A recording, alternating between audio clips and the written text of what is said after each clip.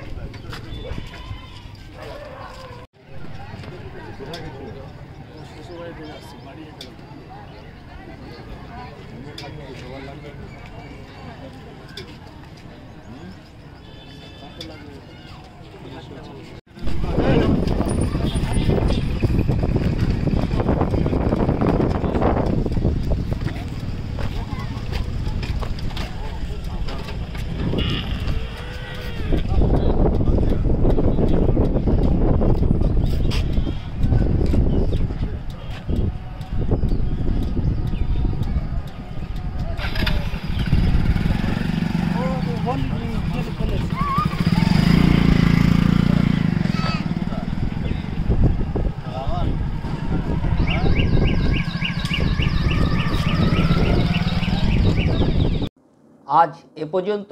সঙ্গে রাখুন 24 ঘন্টা ইন্ডিয়া টিভি। দেখতে থাকুন সব জেলার সব খবর সবার আগে 24 ঘন্টা ইন্ডিয়া টিভির পর্দায়। নমস্কার।